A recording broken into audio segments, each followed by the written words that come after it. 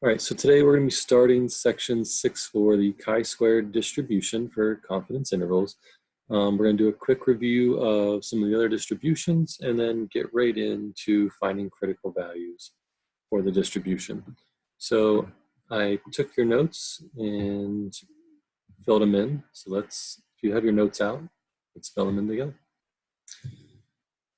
So basically, when we did the normal and t distributions to start, that was section 6162, right? We were finding point estimates for mu using x bar, right? We were going through the process, finding critical values for the z-score or t-score, finding margin of error, and then the interval. In the interval, we were trying to estimate mu, so we have mu here in the center, right? For population proportions, the last section, 6.3, we were finding point estimates for p using p hat.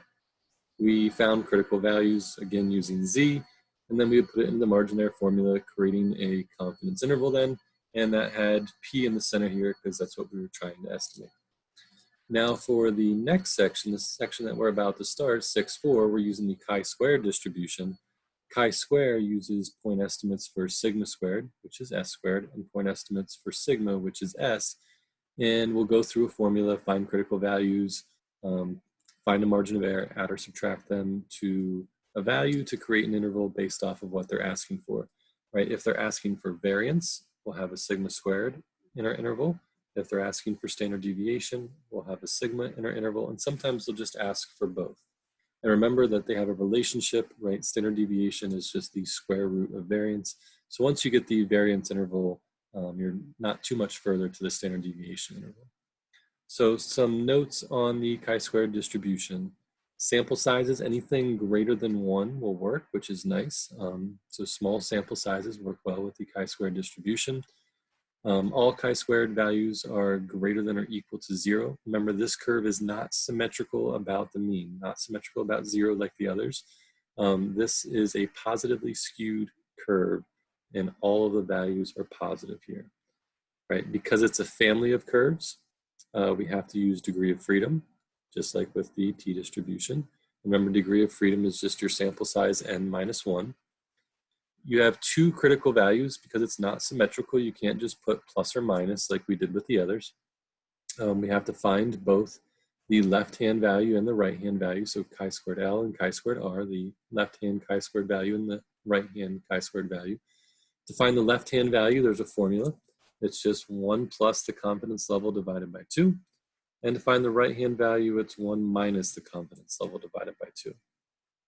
Okay, so for example, to get started in this process, if you want to find critical values, the chi-squared R and chi-squared L, for a 90% confidence interval, when the sample size is 20, first thing you want to do is find your degree of freedom.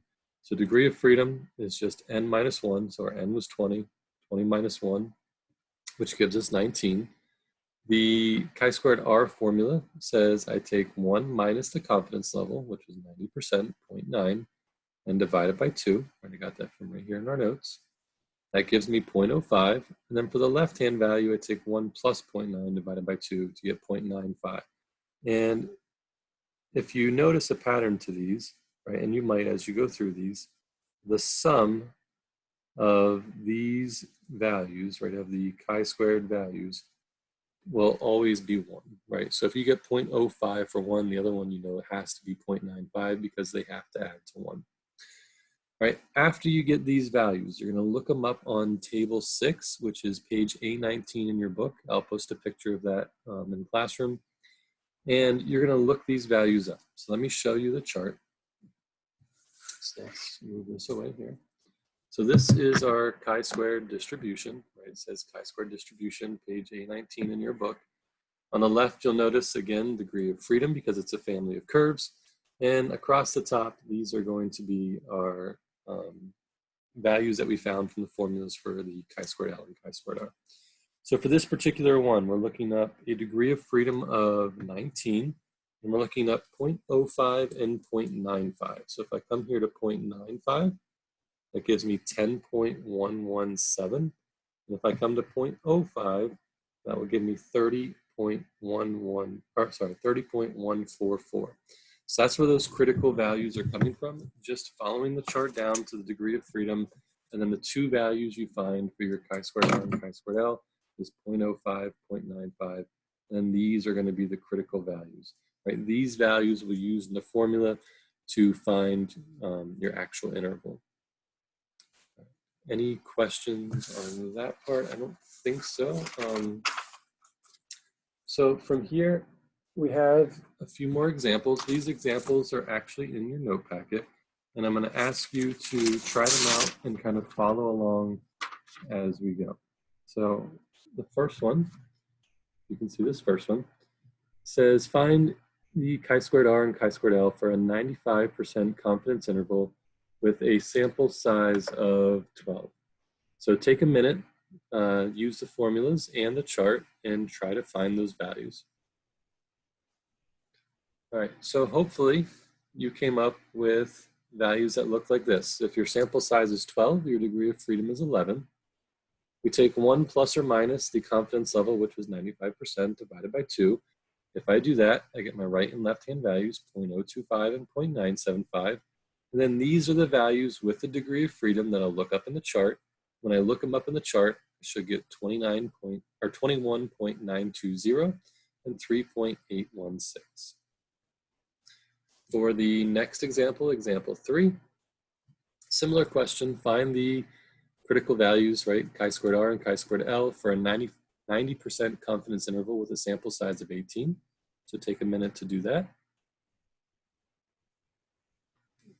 And hopefully you came up with something that looks like this, right? The degree of freedom is 17, just n minus 1. When we put it into the formulas, the chi-squared R is 0.05, chi-squared L is 0.95. And if we look them up in the chart with that degree of freedom, you should get 27.587 and 8.672. Hopefully this is going pretty well. All right, and the last example for this, finding the critical values for a 99% confidence interval with a sample size of 7. Once again, just take a second here to try to solve this out. And hopefully you get something that looks like this. If you find a degree of freedom, 7 minus 1 is 6. Put them into your formulas, 1 plus or minus the confidence level divided by 2. You should get 0.005 and 0.995. Look them up in the chart, and you should get 18.548 and 0.676. So that's it for today's lesson, the beginning of chi-squared distribution. Make sure you like and subscribe, and we'll see you next time.